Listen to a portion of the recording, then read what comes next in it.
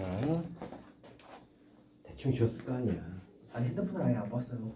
아이고 안 봤으면 보고 싶어. 자, 언제 삼각대치 보고 심심해서 받아야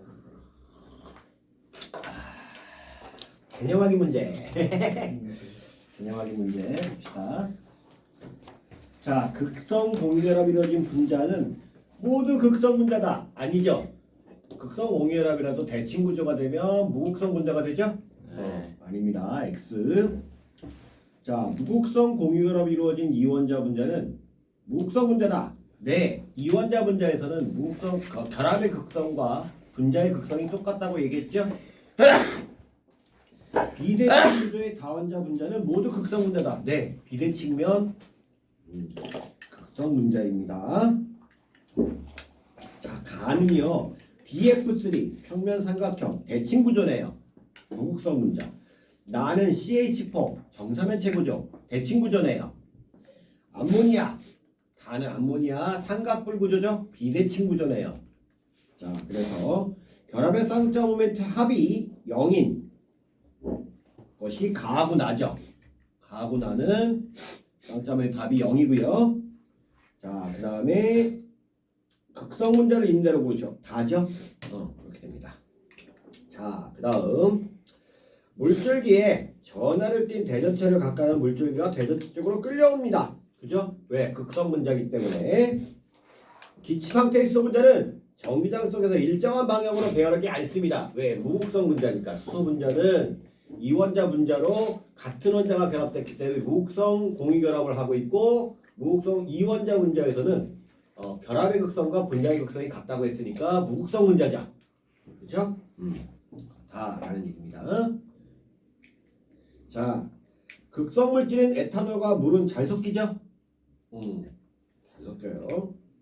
분자량이 비슷한 메테인과 암모니아에서 녹는 점과 끓는 점은 메테인이 아니라 암모니아가 더 높죠. 극성 분자니까. 그죠?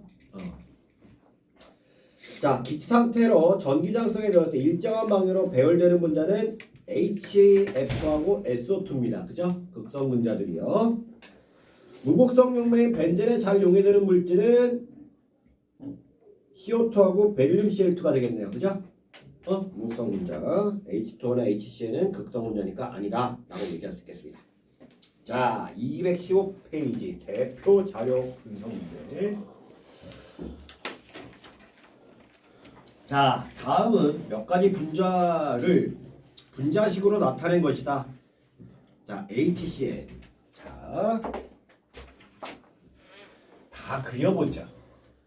루이스 구조로 다 그려봅시다. 이 가부터 박까지. 자, 가는요. 자, HC의 N이죠. 친절하게 비공전쌍까지 그려드리겠습니다. 나는요. 베릴륨의 F고요. 땡땡땡땡땡땡땡땡땡땡땡. 너무 친절하다. 자, 다음은요. BF3죠. 자, 귀찮아지기 시작했어. 비공전쌍 그리기. 왜 F가 나오는 거야? 응? 짜증나게 싫어. 응?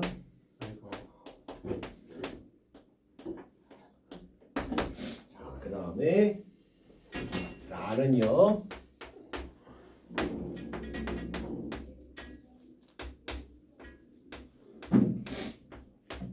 이렇게 되죠?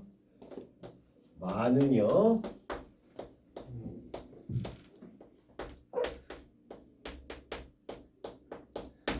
그다음에 반은요.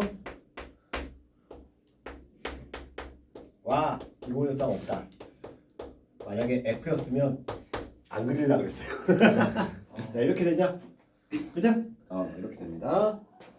표에 가, 바에 중심 원자에 있는 공유전자. 자, 중심 원자에 있는 거란 뜻이에요. 중심 원자. 중심 원자가 얘입니다. 얘. 여기서 중심 원자를 표시를 해보죠. 중심 원자가 얘고요.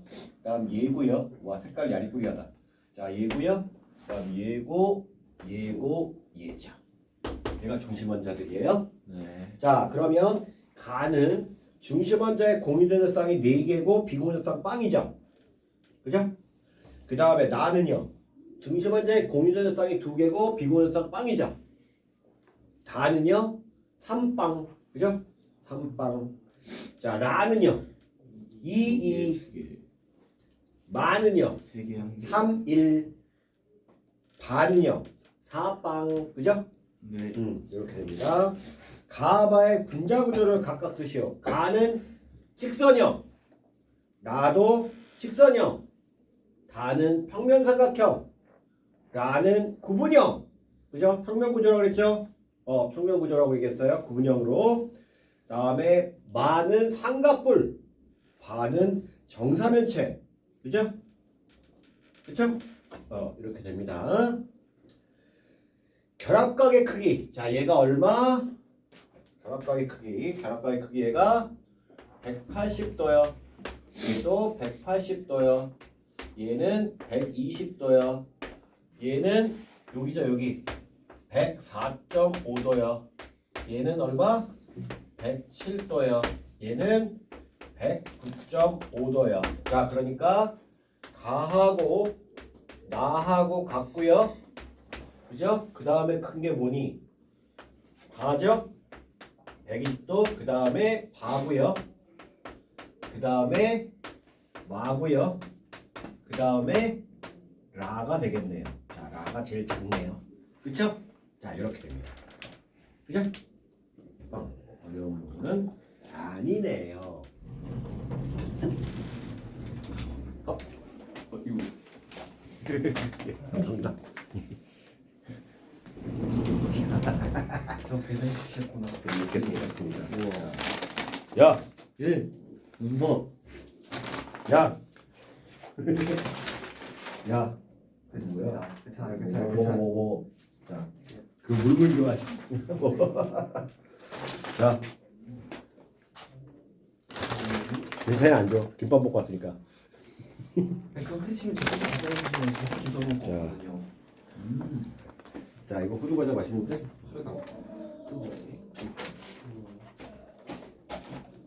오, 불고 호우 넣었어. 네? 진짜 호두 넣었다고. 진짜 호두 들었다고. 진짜 홀 들었다. 자, 1번 가와 바의 공유전자 쌍수는 같다. 맞나요? 4개, 4개죠? 4개? 4개. 맞죠? 동그라미. 중심원자의 비공유전자쌍이 가장 많은 분자는 뭐야? 나죠? 동그라미. 다중결합이 있는 분자는 하나네요. 하나. 그죠? 그 다음 중심원자가 모두 옥텟 규칙을 만족합니까? 아니요. 요 2개 옥텟 규칙 만족하지 않죠? 기억해 놓으라고 했어요. 요 2개. 벨륨과 붕소 요거 기억해 놓으라고 했죠? 옥텟 규칙 만족하지 않는 분자다라고 얘기했어요. 그 다음에 다와 마의 분자 구조 같나요? 안 같죠? 자, 이거 되게 중요한 겁니다. 많이 나와요. 막 똑같이 예를 들어서 A, B, 3인데 얘가 될 수도 있고 얘가 될 수도 있는 거죠. 다음 직선의 구조는 2가지죠? 가하고 나요. 그죠? 직선의 구조는 가하고 나 2가지입니다. 그 다음 모든 구성원자가 동일한 평면에 있는 분자는 3가지다. 동일한 평면에 있는 거 어떤 거죠? 야, 직선형은 동일한 평면일 거 아니야, 그지? 얘도 동일한 평면, 얘도 동일한 평면, 얘도 평면이죠. 구분형도 평면이라고 그랬어요, 그죠? 출발은 정사면체부터 출발하지만 2개가 비공유전자쌍을 차지하기 때문에 안 보인다고요. 그래서 구분 모양만 보이기 때문에 직선형이다라고 얘기했죠? 잠깐만. 구분형 없어요. 평면 구조라고 얘기했죠? 그래서 X입니다. 4가지입니다. 3가지 가지라. 자, 그렇다.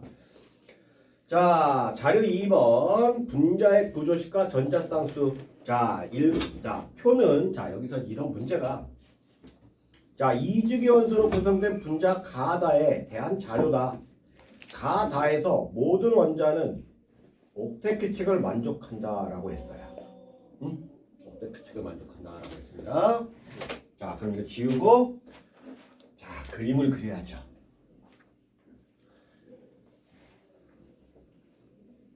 자 가가요. 가가 뭐예요? 자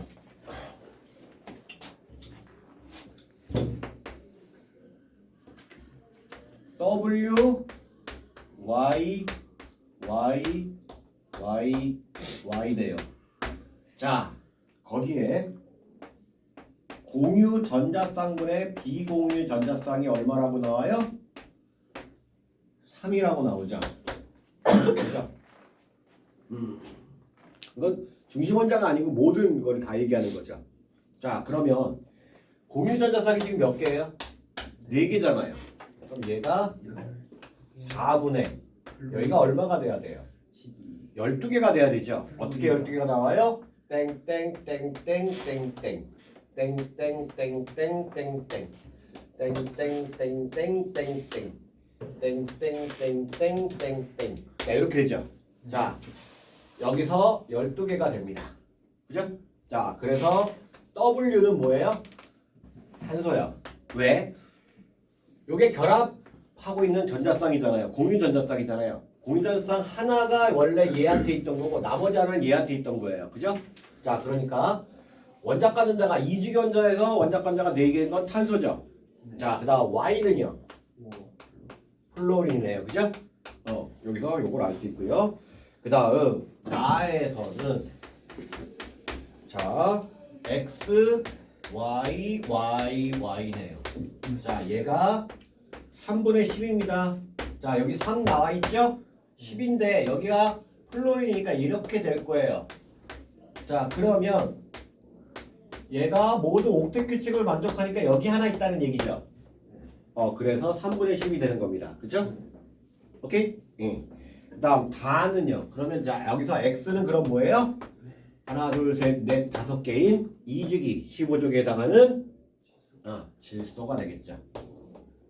자 4번 그림을 보면 자 W에 땡땡 Z에 Y입니다. 자 Y가 땡땡땡땡땡땡 땡땡땡땡땡땡 그리고 여기가 하나 둘 셋 4개니까 얘는 저희 없죠? 그러면 여기는 4개이니까 2개가 부족하죠. 땡땡땡땡이 되겠습니다. 그죠? 자 그러니까 공유 전자쌍이 몇 개? 4개. 4개. 비공유 전자쌍이 하나 둘 셋 넷 다섯 여섯 일곱 8개 2가 되네요. 기억은 2라는 숫자가 됩니다. 그죠? 자 그래서 여기서 Z는 뭐가 돼요? 6개의 원자과 전자쌍을 갖는 산소네요. 그렇죠? 자 그래서 W부터 W, X, Y, Z의 원자과 전자를 보면 W는 4고요. X는 5고요. Y는 7이고요. Z는 6이네요. 그죠? 그쵸? 나오죠? 네. 나옵니다. 자, X2, Y2, Z2. 자, X2는요, 원자과 전자가 5개입니다. 자, 그러니까 5개. 하나, 둘, 셋, 넷, 5개니까 3개가 부족하니까 이렇게 되겠네요. 그죠? 3중 결합이 형성되네요. 자, 그 다음에 Y2는요. Y2는 7개니까 Y가 하나, 둘, 셋, 넷, 다섯, 여섯, 7개고요. 이쪽에도 Y가 하나, 둘, 셋, 넷, 다섯, 여섯, 7개네요. 그래서 이렇게 8개. 그러니까 Y2는 단일 결합이네요. 그 다음에 Z2는 6개니까 하나, 둘, 셋, 넷, 다섯, 여섯, 7, 8개. 자, 이쪽도 하나, 둘, 셋, 넷, 다섯, 여섯. Z, 다섯, 여섯. 그래서 8개, 8개. 그래서 이중결합이죠. 자, 그래서 X2는 삼중결합, Y2는 단일결합, Z2는 이중결합. 이렇게 됩니다. 오케이? 쉽죠? 아쉽다. 자, 가다를 극성 문제와 무극성 문제로 구분하래요. 자, 일단 일단 나는 무조건 극성. 왜요? 중심 원자에 비공유 조사가 있으니까. 그죠? 자, 얘는요. 평면삼각형 구조이긴 하지만 한쪽이 비대칭. 이 산소고 나머지 쪽은 플로린이잖아. 다르지? 잡아당기는 힘이 다를 거란 말이야. 그러니까 비대칭, 극성, 극성. 얘만 무극성. 그죠? 가는 무극성 분자, 나와 다는 극성 분자야. 그죠? 이해했나요? 네. 어려운 거 아닙니다. 자, 가의 비공유자 쌍수는 8이다. 8인가요? 12이잖아. 그지? 틀렸네요. 결합각은 나가 가보다 크다. 나가 얼마예요? 이거 삼각뿔 구조죠. 그죠? 얘는 정사면체 구조죠. 얘 109.5도, 얘 107도야. 그죠? 틀렸습니다. 가가 더 크죠? X예요. 기억은 2다. 그죠? 여기 2라고 써 있고요. 동그라미. 다해서 모든. 자, 얘는 한 평면에 존재하겠네요. 그죠? 한 평면에 존재합니다. 맞습니다.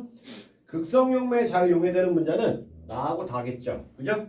극성용매 잘면 나하고 다 됩니다. 극성 문자입니다. 오케이? 자, 이렇게 해서 여기 이렇게 해서 나오고요. 자, 이렇게 해서 우리가 분자의 구조와 극성에 대해서 얘기를 마쳤어요. 자, 그래서 지금 우리가 쭉 보면요. 자, 여기서 쭉 보면은, 자, 우리가 2단원, 자, 2단원 처음에 뭐 한 거예요? 원자의 구조에 대해서 얘기했죠. 그죠? 원자의 구조에서 원자의 구조가 원자핵과 전자로 구성이 되어 있고, 그 전자가 어떻게 구성이 되어 있냐에 따라서 우리가 주로 배운 게 보어 모형하고요. 보어 모형하고 오비탈 모형이 있었다. 그죠? 탈 모형이 있었다. 그죠? 보어 모형과 오비탈 모형이 있었다. 자, 그런데 거의 대부분 고등학교에서는 보어 모형을 기반으로 한다. 보어 모형을 기반으로 한다. 라고 얘기를 했죠. 그죠? 자, 그 상태에서 보시면 이거를 통해서 원자의 구조가 원자핵과 전자로 구성이 되어 있는데, 원자핵은 또 양성자하고 중성자로 구성이 되죠. 그래서 중성자 개수가 차이 나면 동위원소다 라는 얘기를 했었고요. 자, 그런데 여기서 전하 B가 얘가 플러스 1, 얘가 빡, 얘가 마이너스 1. 자, 전자 한 개의 전하량이 얼마나 그랬죠? 전자 한 개. 한 개의 전하량이 얼마나 그랬죠? 이거는 좀 상식이다. 알고 있어야 돼. 여러분들 집전화번호 알고 있는 것처럼. 이과생이라면 전자 한 개의 전하량 정도는 알고 있어야죠. 이런 게. 아보가드로스가 6.52 곱하기 10의 23 생긴 것처럼. 자, 전자 한 개의 전하량이 얼마요? 마이너스 1.6 곱하기 10의 마이너스 19승 쿨롱이야. 아이고. 그래서 6.25 곱하기 10에 18승계의 전자가 흐르면 1쿨롱의 전하가 흘러가고요. 그게 1초 동안에 흘러가면 그걸 1A라고 얘기해요. 그게 전류예요. 그러니까 전류라고 하는 건 전자가 몇 개 흘러가느냐, 단위 시간 동안 전자가 몇 개 흘러가느냐가 전류인 거예요. 그 전자가 흘러가면서 뭐예요? 전기적인 일을 하죠. 왜? 전자가 에너지를 갖고 있으니까. 그 에너지를 이제 쏟아붓는 거예요. 전구에다 쏟아붓으면 전구가 뿅 하고 불이 켜지는 거야. 하지만 전자는 없어져 안 없어져? 안 없어져. 그게 전하량 보존 법칙이에요. 자, 전자가 건전지 안에 있는 에너지를 빼서 가서 전구에 쏟아붓고 다시 들어오고 또 빼고 쓰고, 그래서 전자가 이제 더 이상 가져갈 전자가 에너지가 없으면 이제 전자가 안 나가겠죠. 그럼 전이차가 없는 다 쓴 건전지가 돼버리는 거예요. 자, 그런 식이죠. 그래서 이게 다 연결이 돼 있어요. 자, 어쨌든 이렇게 돼요. 자, 문제는 질량비가 얘가 1이면 얘가 1이고 얘는 1837분의 1. 엄청나게 가볍다. 그래서 전기적인 세기는 전자가 센데, 예? 양성자하고 전자가 똑같은데 전자가 막 움직여서 화학적인 현상은 이 전자 때문에 일어나는 것이다. 자, 그래서 이 전자가 자, 뭐에 의해서? 전자가 원자핵과 원자과 전자 사이에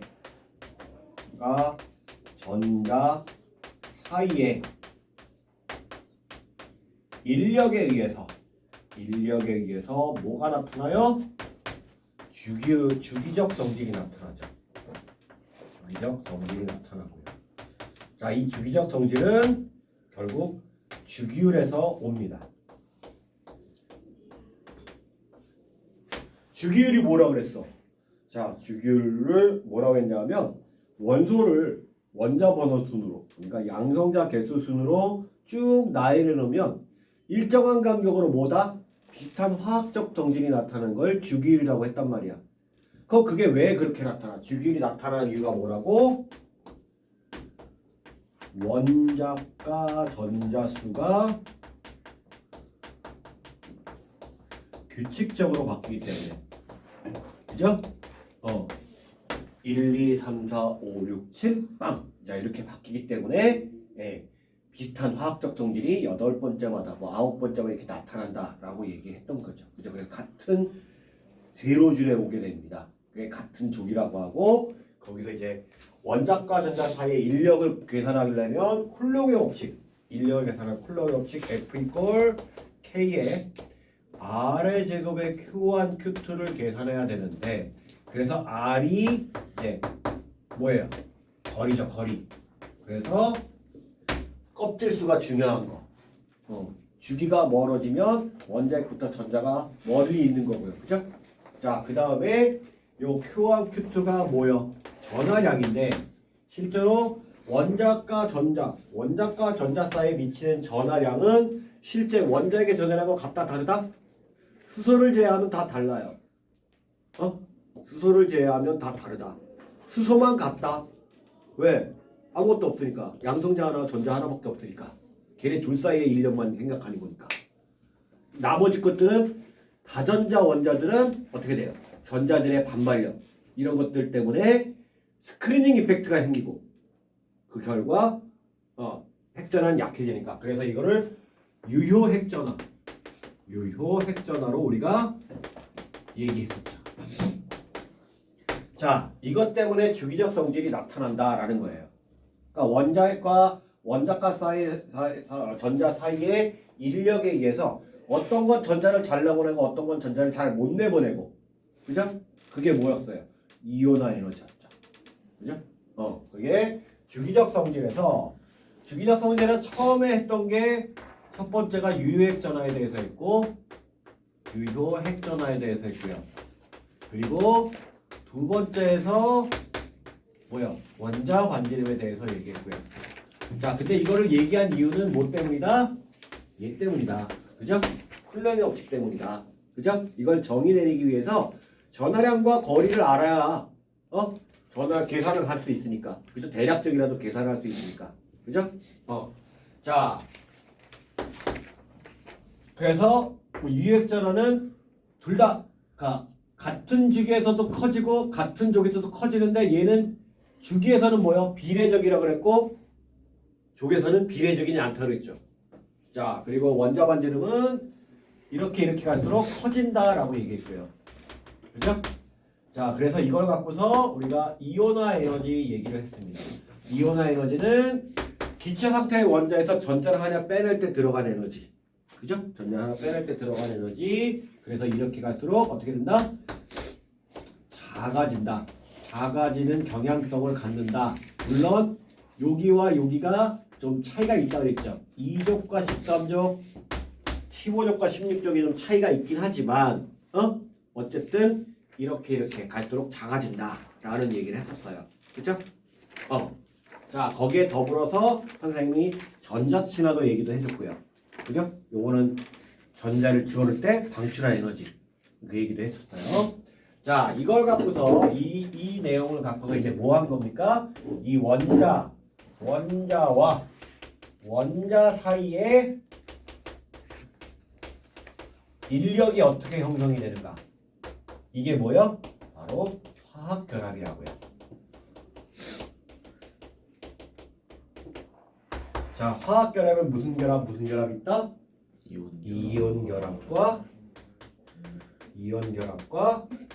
공유 결합 그리고 금속 결합이 있었죠. 그렇죠?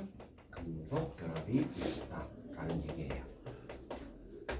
자, 이온 결합은 뭐하고 뭐? 양이온과 음이온 사이에 정전기적 인력에 의해서 형성되고, 공유 결합은 비금속 원소와 비금속 원소가 서로 잡아당기는 힘 때문에 생기는 거고. 자, 얘는 금속 결합은 금속 양이온과 금속 양이온과 뭐에? 자유전자의 인력 때문에 생기는 거라고 했죠. 그죠? 자, 이렇게 화학 결합이 형성이 된다라고 얘기했어요. 그죠? 결국에 원자의 구조에서부터 여기까지 쭉 연결이 되는 겁니다. 그렇게 화학 결합이 형성이 된다. 결국 그래서 화학 결합이 뭐가 관여한다? 전자가 관여한다. 그 전자가 무슨 전자냐면요, 얘요, 얘. 원자가 전자만이라고요. 원자가 전자만 화학 결합에 사용이 되지, 안쪽에 있는 전자는 사용이 된다, 안 된다? 안 된다. 그러니까 뭐야? 아까 얘기했잖아. 방출이가 여기 칼집은 뭐 있다 그래도 겉으로 가려 있으니까 뭐야? 선해 보이잖아. 그치? 그러니까 선해 보인단 말이야. 그치? 착해요. 내가.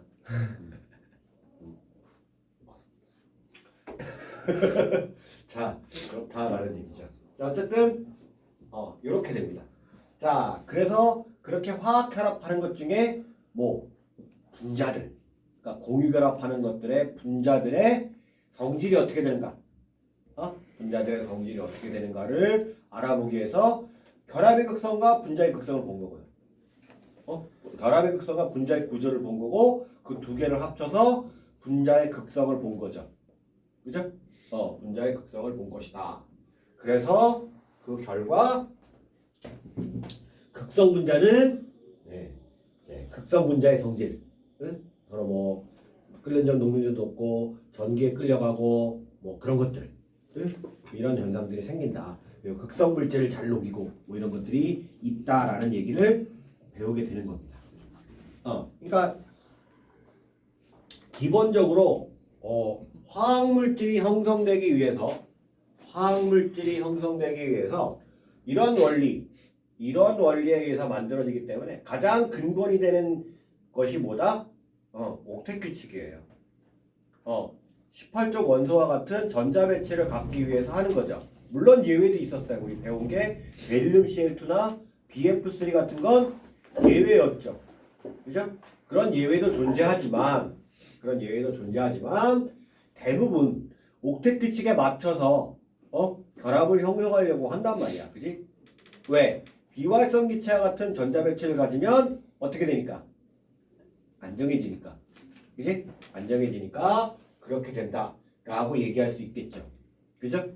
요 얘기가 이제 우리가 여태까지 배웠던 2단원과 3단원의 얘기입니다. 2단원과 3단원 얘기. 이거 되게 중요한. 그래서 이제 여러분들이 이걸 잘 고민해 보시면요. 자, 화합물이 왜 형성될지, 왜 H2가 H2인지, 그리고 H2가 왜 불어나는지, 이런 것들을 알아낼 수가 있는 거죠. 그죠? 왜 CH4가 돼야 되는지, 자, 이런 것들을 알아낼 수가 있는 거다. 그러니까 CH3는 왜 안 되고 CH4만 되는지, 왜 NH4가 안 되고 NH3가 되는지를 알 수 있는 거죠. 마찬가지로 NaCl2가 안 되고 왜 NaCl인지도 알 수 있는 거죠. 그렇죠? 그러니까 물론 여러분들이 이제 그거에 예외되는 것들이 나타납니다. 실제로 보면 구리 같은 경우는 얘도 있고요. 얘도 있어요. 1과 2가 얘도 있어요. 염화구리 1가와 염화구리 2가라고 하거든요. 그러니까 구리가 플러스 1 성질인 것도 있고 플러스 2 성질인 것도 있어요. 자, 이거는 여러분들이 이제 21번부터 30번 사이에 해당하는, 자, 우리가 1번부터 20번 빼고 이렇게 좀 내려가 있는 것들 있죠. 요거를 이제 전이원소라고 하는데, 이거는 이제 3D 궤도가 나오기 시작해요. 그러니까 D 궤도가 있는데, 그 D 궤도가 원래는 겉에 껍질이 아니에요. 안에 껍질이. 왜? 원자과 전자는 무조건 S나 P밖에 안 된다고 얘기했죠. 네. 근데 D 궤도하고, 자, 그 한마디로 우리가 4S가 먼저 채운 다음에 3D가 채웠잖아요. 네. 근데 4S 궤도하고 3D하고요, 에너지가 정말 눈곱만치밖에 차이가 안 나요. 네. 눈곱만치밖에 차이가 안 나서 4S가 4S뿐만 아니라 3D도 가끔가다 나 원자과 전자 할래 하고 튀어나오는 경우가 있단 말이에요. 그러다 보니까 얘가 다양한 전자를 잃는 양이온이 되는 거예요. 그러니까 하나나 두 개를 잃는 게 일반적인데 금속에서는. 네. 근데 뭐 예를 들어서 망간 같은 경우는 플러스 7가까지 돼요. 잠깐만요. 플러스 7가까지 돼요.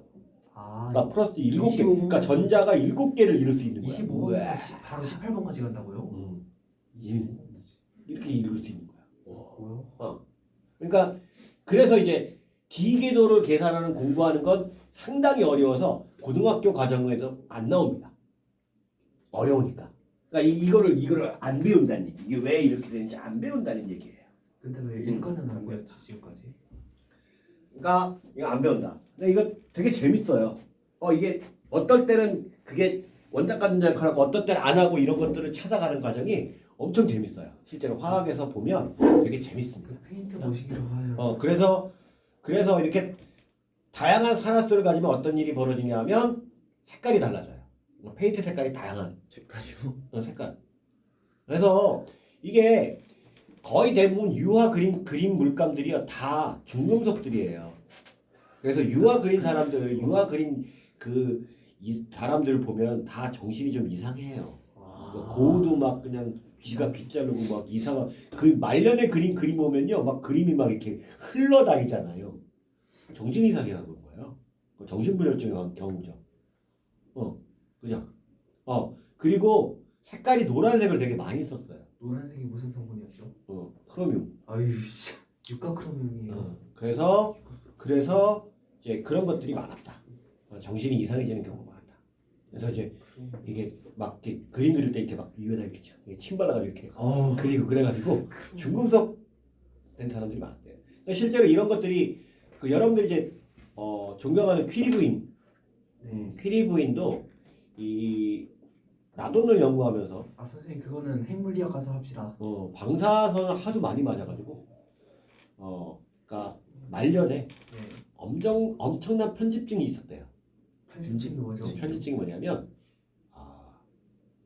되게 예민하게 부르고 자기 거 꼭 챙기고 이런 것들. 그래서 이게 뭐 갱년기라서 그런 것도 있겠지만 그래서 원래 이게 되게 순했던 사람이거든요. 마리 퀴리가 그러니까 중학생애들한테, 그러니까 학생들한테도 막 차분하게 가르칠 수 있고 이런 사람이었는데 그걸 못하게 됐대요. 막 짜증 나고 막 짜증 부리고 그래가지고 그게 이제 결국에는 그 방사선의 영향이다라고 하는 결론에 도달했죠. 진짜 방사선 맞으면 편집증 걸려요.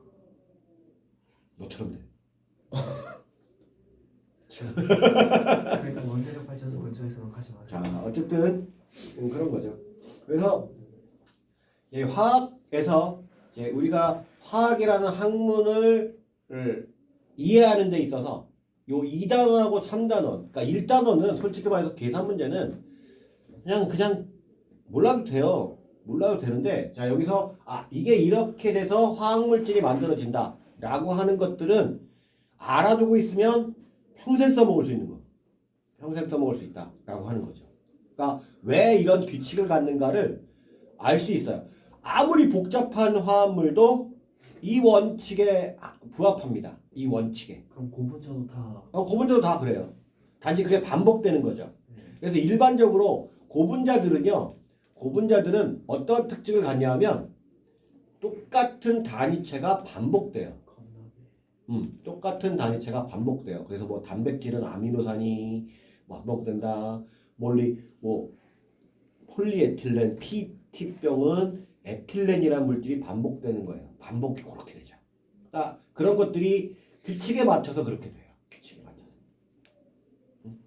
그래서 이 부분은 근본적인, 물론 말 그대로 아까 얘기했지 예외도 되게 많지만 이게 근본적인 거라서 이게 원칙이에요. 이 원칙에서 벗어나는 경우도 있지만 이 원칙이 일반적이다라는 거예요. 그러니까 이 원칙이 우선이다라고 보시면 돼요. 그리고 이제 그 벗어나는 이유도 이제 그 원칙에서 특정한 이유 때문에 벗어나거나 아니면 원소 자체의 특성 때문에 벗어나는 경우가 있다라는 정도지 완전히 막 뒤집어지고 이런 경우는 여러분들이 배우지 않아요. 그 정도는 이제 어디 가서 배우냐면 대학원 때 가서 배워요. 아니 돌아가시겠어요. 왜? 내가 배웠던 게 완전 뒤집어지죠. 짜증나죠. 왜요? 이거 안 되는데 이렇게? 원래 안 되는 건데? 된대. 왜? 와. 이렇게 되니까 되는 거야. 아닌데요? 난 이렇게 배웠는데? 그건 그렇고 아니야. 이렇게 돼. 네. 교수님한테 반항할 수 있어야지. 그렇게 해서. 어쨌든 그래서 원칙을 잘 알고 있으셔야 된다라는 얘기입니다. 알겠나요? 네. 자. 그리고 이제 우리가 4단원 얘기로 들어갑니다. 자, 이제 4단원 얘기가 이제 뭐냐면요.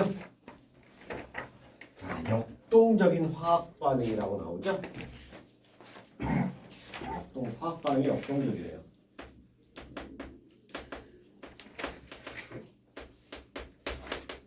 자, 이제 이 화학 물질들이 자, 어떻게 반응하는가를 이제 얘기하는 건데, 자, 첫 번째로 자, 화학 혁명이라는 개념에 대해서 나옵니다. 자, 화학에서 이게 제일 어려워요. 솔직한 말로. 그렇죠. 화학 혁명이라는 개념을 제대로 공부하면 이게 제일 어려운 부분입니다. 화학과 4년 내내 이것만 배우는 거예요. 화학과 4년 내내 이것만 배우는 거고요. 딴 거 안 배우고 이것만 배워요. 화학평이 왜 일어나는지만 배운다고 해도 과언이 아니에요. 그러니까 공대 애들이 원래 단순해요. 그래서 하나만 배우는 겁니다. 자, 근데 되게 어려운 건데 여기 화학관에서는 그냥 수박 겉핥기식으로 정말 쉽게 나와요. 그래서 내가 일단은 계산하는 거 별로 중요하지 않아 라고 한 이유가 여기서 나와요. 자, 예를 들어서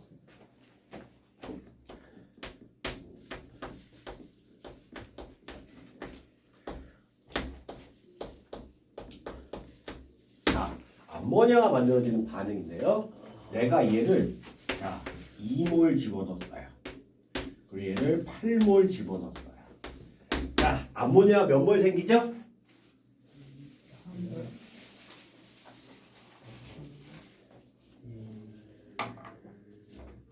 자, 뭐대로요? 계수 비례로 반응한다고 했죠. 그래서 얘가 2몰이 소모가 될 거고요.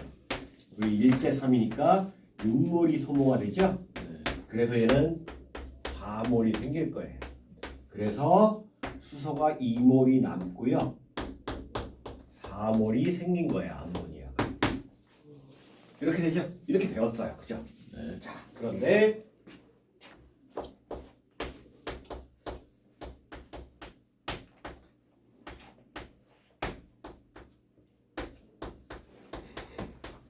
자, 이렇게 갑자기 화살표가 하나였다가 자, 이렇게 화살표가 두 개가 돼버립니다. 이게 화학평을 얘기하는 개념이에요.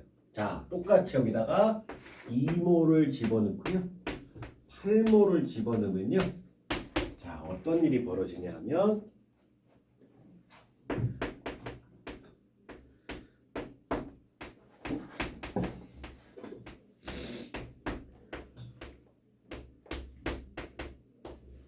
자, 1.5몰, 4.5몰, 3몰 1대 3대 2로 반응을 하긴 해요. 그러니까 계수비가 중요하긴 하다는 얘기예요. 하지만 얘가 0.5몰 남고요. 얘가 얼마요? 3.5몰이 남습니다. 그리고 3몰이 되죠. 반응물도 남아있고요. 생성물도 남아있는 상태가 돼요. 이게 뭐야? 이게 뭐야? 아우, 다 없어지지 않는다고요. 어우 끔찍하다 진짜. 왜? 이쪽으로도 갈 수 있고 이쪽으로도 갈 수 있으니까. 반응물이 생성물로도 갈 수 있고 생성물이 반응물도 오는 놈도 있대요. 자, 그러니까 왜 화학 공장, 그러니까 화공과에서는 왜 얘를 공부하겠어? 얘를 만들어서 팔아야 될 거 아니야. 네. 어떻게 하면 더 빨리 빨리 아, 잘 이쪽으로만 가게 할 수 있겠냐 이거야. 그걸 찾아내는 게 화공과야. 그러니까 화학과에서는 그냥 이것만 공부하지. 저것만 공부. 예. 돈 벌려고 그냥. 그치, 돈 벌려. 돈 빨려. 돈 벌려. 자, 그래서 이 화학 평형이 그러니까 야 이거 이렇게 반응해서 이렇게 되는 거야. 라고 우리가 앞에서 계산했던 거잖아, 그지? 이 계산이 맞는 계산이 아니라는 얘기야. 이 계산이 맞는 거야. 이게 정답이야. 우리가 어, 다 부서져. 그죠? 이게 정답인 거야. 아씨, 그러니까 굳이 열심히 할 필요가 없었네요, 그죠? 열심히 할 필요가 없었던 거예요. 자, 그래서 그런 반응에는 거의 대부분 연소 반응만 나옵니다. 앞에서 1단원에 보면 연소 반응에 해당하는 것만 나오는 경우가 많아요. 왜? 연소 반응은 얘만 있거든요. 이렇게 안 되거든요. 왜 연소 반응 안 되냐면 날라가 버리거든요. 그게 다시 반응물로 거꾸로 뒤로 올수 날라가 버렸으니까. 자, 야 어디 갔니? 생성물아 어디 갔니? 반응물이 돼야 되는데 없어졌잖아. 없습니다. 한마디로 뭐야? 자, 한마디로 이제 야, 잘 보관하고 있어. 지갑을 딱 줬더니 지갑에 10만 원짜리가 사라졌네. 뭐 어디 갔니? 그랬더니 뱃속에요. 뭐 자, 이렇게 되는 거죠. 그러니까 없어졌으니까 안 된다고요. 그래서 그런 반응이 일어나기 때문에 그런 경우에는 이제 이쪽으로만 가니까 그게 성립해요. 그래서 연소 반응을 많이 이제 계산하는 식에 쓰죠. 자, 어쨌든 화학 평형에 대한 개념이 이런 거고요. 그 화학 평형을 이용을 해서 뭐가 얘기되냐면 산염기 중화 반응에 대해서 얘기합니다.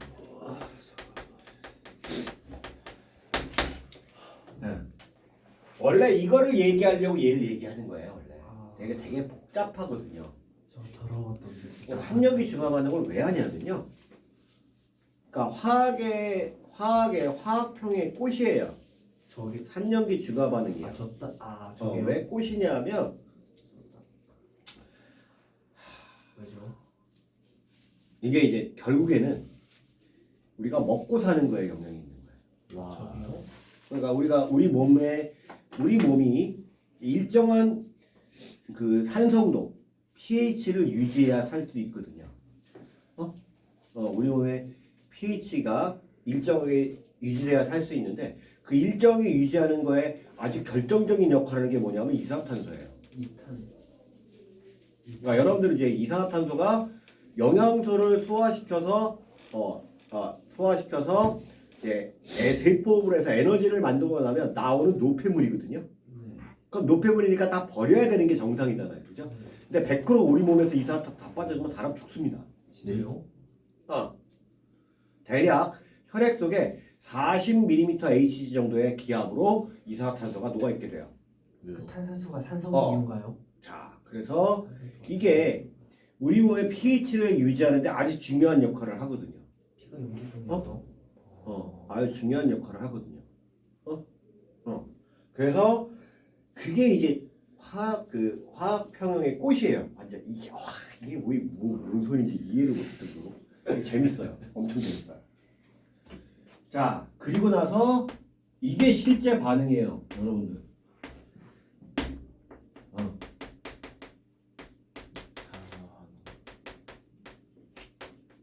자, 여러분들이 중학교 때부터 배운 반응을 쭉 보자면 중학교 1학년 때는 반응을 전혀 안 배웁니다. 네, 그랬죠. 그죠?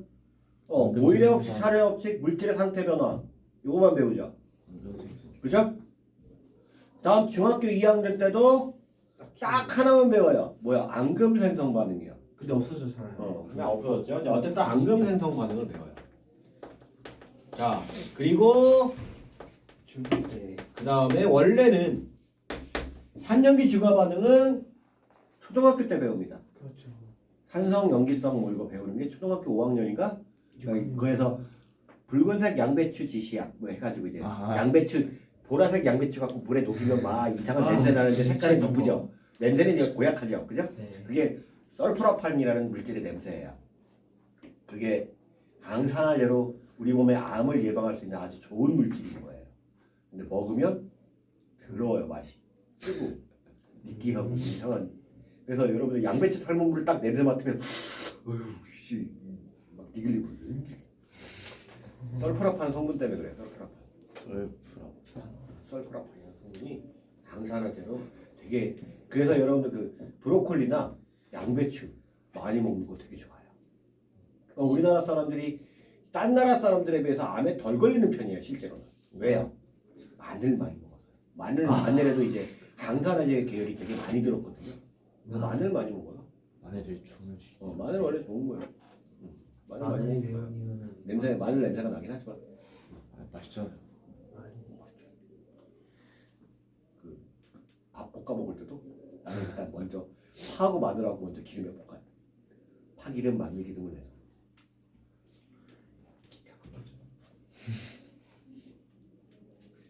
그럼 우리 마누라 맨날 냄새 난다고 뭐라고 한다고.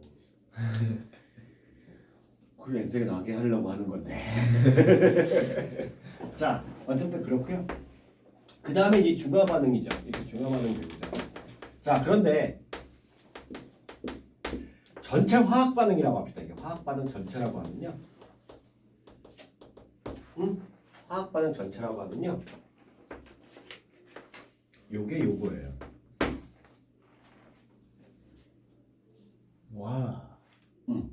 그럼 나머지가 뭐냐면 저거 이 나머지가 뭐냐면 얘입니다. 뭐요? 와. 와 진짜 저거였어요? 다 산화하는 반응이에요.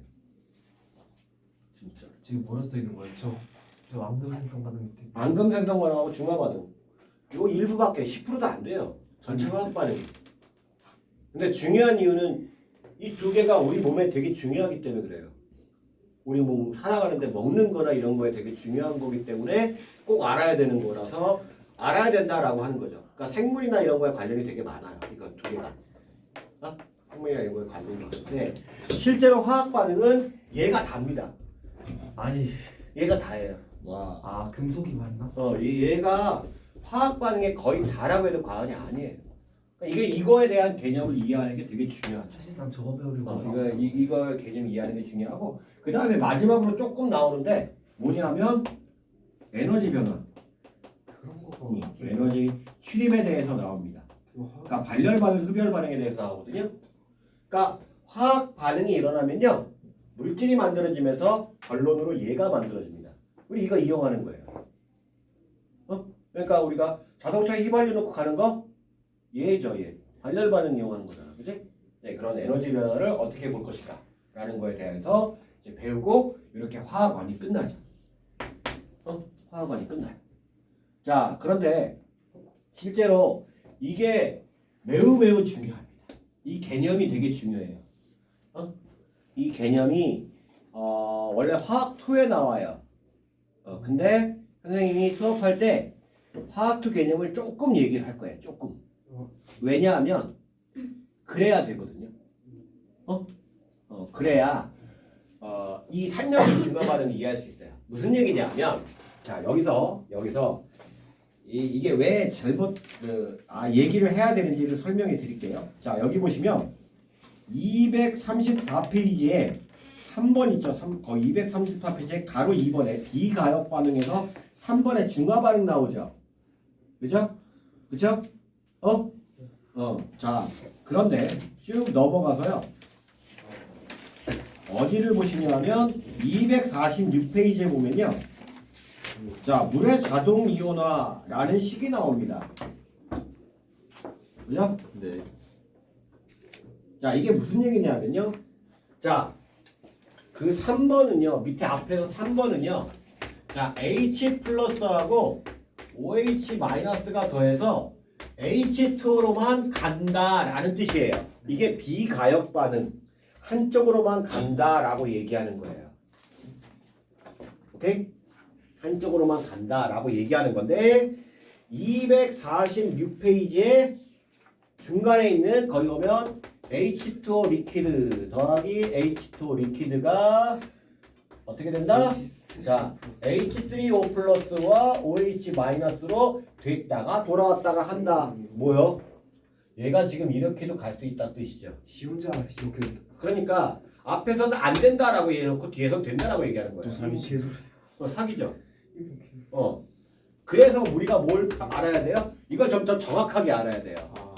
자, 그래서 그 밑에 뭐가 나오냐면 자, KW라는 게 나옵니다. KW. 물의 기름. KW. 이게 워터의 약자예요. 워터의 약자고 K는 무슨 상수를 의미하는 값이에요. 대문자는 상수를 의미하는 화학에서 대문자는 이제 상수를 의미하는 값인데 자, 이게 일정하다. 다음 얘기가 나오죠. 온도가 일정하면 일정하다라는 얘기가 나오죠. 이게 어디서부터 유도가 되냐면 여기서부터 유도가 돼요. 화학평에서부터 유도가 된다. 화학평을 알려면 뭘 알아야 되냐면 얘부터 알아야 돼. 얘부터 알아야 돼.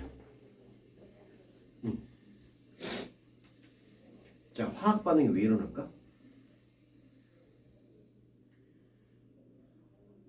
자, 화학 반응이 일어나는 이유를 여러 가지로 설명하는데 그 중에 가장 여러분들이 이해하기 쉽고 간단한 게 뭐냐면 충돌 이론이에요. 네. 충돌 이론. 뭐예요? 자, 한마디로 방시훈이 코피 터뜨리기예요. 네? 자, 내가 방시훈이를 코피를 터뜨리려고 해요. 네. 자, 그럼 어떻게 해요? 자, 방시훈이한테 다가가서 방시훈이를 때려야겠죠. 네. 자, 때렸어요. 어떻게? 퐁 때렸어요. 이러면 안 나죠. 자, 코피가 나요, 안 나요? 네. 안 나요. 그죠? 자, 어떻게 때려야 돼요? 세게 빡 하고 때려야 되죠. 자, 그래서 때렸어요. 어디를 때리냐? 배를 빡 때렸어요. 코피 나요, 안 나요? 안 나요. 안 나요. 여기서 희한하죠. 자, 그럼 나는 어떻게 때려야 돼요? 아주 세게, 아니면 정확하게 코를 빡 하고 때려야겠죠. 그래야 코피가 날 거예요. 네. 자, 분자들이 서로 세게 빡! 그것도 올바른 방향으로 부딪혀야 새로운 분자가 만들어진다. 그게 충돌 이론이에요. 근데 자, 이분이 그러면 충돌하려면 뭐 해야 돼요? 에너지가 힘. 움직여야 되죠. 자, 움직여야 되죠. 잘 움직여요. 자, 그래서요. 움직임은 뭐 때문에 나오죠? 분자 운동은 뭐 때문에 나타나요? 인력? 자, 중학교 1학년 때 배웁니다. 분자 운동 왜 하죠? 확산 속도가 빨라지는 거, 증발이 빨리 되는 이유 뭐죠? 온도? 온도가 높아서요. 그러니까 온도가 높으면 무조건 반응 속도가 빨라져요. 100%요. 언제나 반응 속도가 빨라집니다. 온도가 높아지면. 이건 법칙이고. 이건 상관없이 무조건. 왜? 분자가 빨리 움직이니까 가서 확 부딪힌단 말이야. 부딪힌단 말이야. 자, 그런데 자, 이쪽에 10개의 분자 있고 이쪽에 10개의 분자 있어서 얘가 탁 부딪혀서 새로운 분자가 만들어져. 몇 개가 남았어요? 자, 그래서 처음에 딱 분자가 만들어서 새로운 분자가 딱 됐어. 자, 그러면 9개 남았네? 네. 그 다음에 또 부딪히려면 그럼 하나 새로운 분자가 있으니까 사이에 중간에 방해를 하겠네. 그죠? 자, 가면 갈수록 어떻게 돼요? 처음에는 반응 속도가 어떻게 될까요? 충돌을 원래 끼리끼리 충돌할 수 있는 경우의 수가 많으니까 처음에는 빠를 거예요. 일반적으로. 그죠? 그런데 가면 갈수록 어떻게 돼요? 느려지겠네요. 그죠? 왜? 반응할 수 있는 서로 충돌할 입자들이 줄어들었으니까. 그 라면 물 그건가? 라면 물 넘치는 거. 그죠? 입자들이 반응할 입자들의 개수가 줄어드니까 반응 속도가 점점 느려질 거예요. 그죠? 그럼 반응 속도는 뭐에 비례한다? 반응물의 농도에 비례한다는 얘기예요. 그죠? 일반적으로. 항상 그런 건 아닌데 일반적으로는 반응물의 농도가 높으면 얘네들이 충돌을 많이 하고 충돌을 많이 하니까 반응이 빨리 된다 라고 생각할 수 있다는 얘기예요. 이거 일반적인 얘기예요. 자, 그런데요, 정말 그럴까 하고 고민해보면 이것도 아니에요. 그럼 왜 아니냐? 자, 봅시다. 여러분들 꽉 막힌 도로에서 사고가 크게 잘 나나요? 아니면 쌩쌩 달리는 도로에서 사고가 많이 나나요? 쌩쌩 더 달리는 크게 나나요? 쌩쌩 달리는 도로. 그죠? 쌩쌩 달리는 도로에서 사고가 더 크게 많이 나요. 꽉 막힌 도로에서 그냥 간단한 접촉사고가 나서 막 서로 싸우고 그래 더 막히고 그러죠. 근데 쌩쌩 근데 달리는 결국에는 차가 많이 부서지진 않아요. 근데 쌩쌩 달리는 도로에서는 뭐 완전 차가 부서져 완전 새로운 차로 만들어야 되겠죠? 네. 사람 그건 뭐예요? 세게 다 한마디로 입자가 많더라도요, 얘네들이 서로 꽉 붙어 있어서 움직이는 영향을 못 받으면 안 일어날 수 있다는 얘기예요. 그죠? 네. 근데 이런 걱정은 할 필요는 없어요. 왜? 대체 그렇게 붙어 있어. 분자들은 너무 작거든요. 우리가 생각하는 그 부피가 있으면 분자들은 굉장히 작거든요. 그래서 그래서 큰 신경 안 써도 돼요. 근데 어쨌든 얘가 정확하게 농도에 정확하게 비례하지는 않아요. 비례하진 않아요. 근데 어쨌든 일반적으로 농도가 높으면 반응이 빨리 된다 라고 하는 게 일반적입니다. 여기서부터 출발을 해요. 뭐가? 화학평형이에요. 여기서부터 출발합니다. 알겠습니까? 네. 자, 그래서 대가성이 이제 반응 속도 얘기를 해서 화학평형을 얘기하려고 이제 진행을 하는 거예요. 자, 다음 시간에는 요거에 대해서 이제 화학평형에 대해서 얘기를 하면서요. 얘기를 하면서 자, 먼저 이제 우리가 화학평형이 일어나려면 가역 반응과 비가역 반응이 뭔지를 알아야 돼요. 자, 그런 것들을 알며 가면서 하도록 하겠습니다. 끝.